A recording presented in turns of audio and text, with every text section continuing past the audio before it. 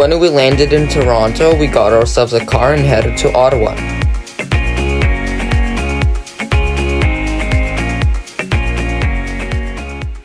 On the way to Ottawa, we stopped at one place called the Canada's Cold War Museum, or the Diefenbunker for short. The Diefenbunker is a large underground 4-story reinforced concrete bunker and a nuclear fallout shelter located near Ottawa. In 1957, the Prime Minister of Canada, John Diefenbunker, authorized the Diefenbunker to be designed and built as a central emergency government headquarters. So that means during a nuclear war, this bunker would be the Canadian headquarters. Also, this bunker has a hospital, a cafeteria, and a gold vault, and also some other rooms.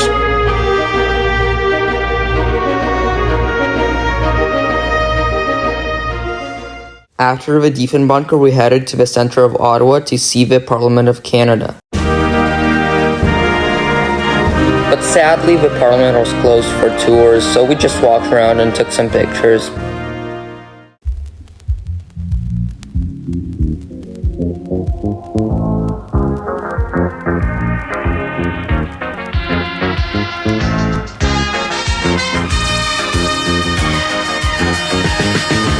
When walking around, we went to the canal.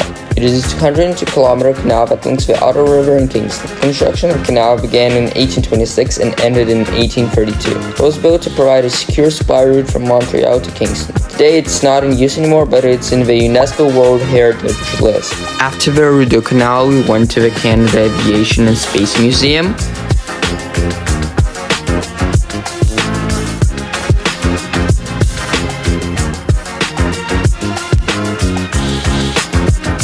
And to Canada's War Museum.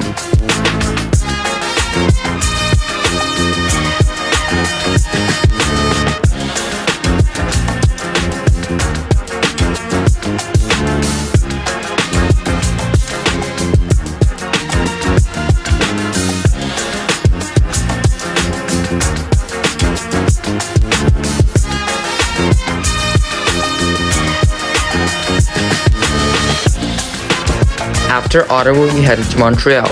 We spent about 2 hours on the road, but with magic of editing, it took us about a couple of seconds. After arriving to Montreal, we headed to Montreal lookout point for some great views of the city.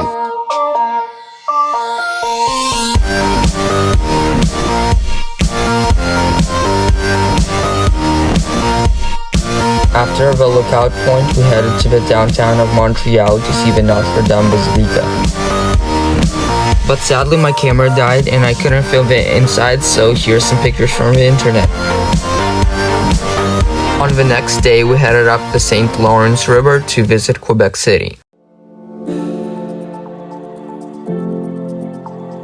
In my opinion, Quebec City is the most European-looking city in Canada, and here's some photos for comparison.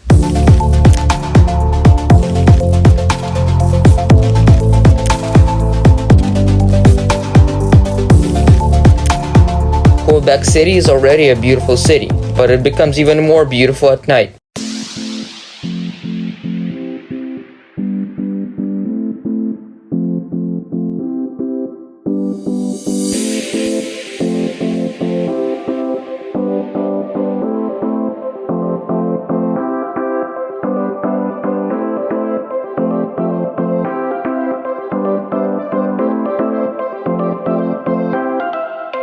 On the next day, we packed our stuff and headed back to Toronto. After spending our whole day on the road, we finally reached Toronto.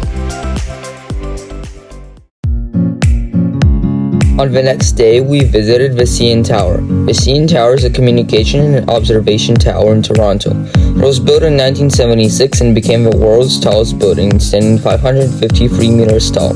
But it only held that title for 32 years, and then it was surpassed by Burj Khalifa. Right now, it's the 9th tallest freestanding structure in the world, and it's also a great place to visit in Toronto.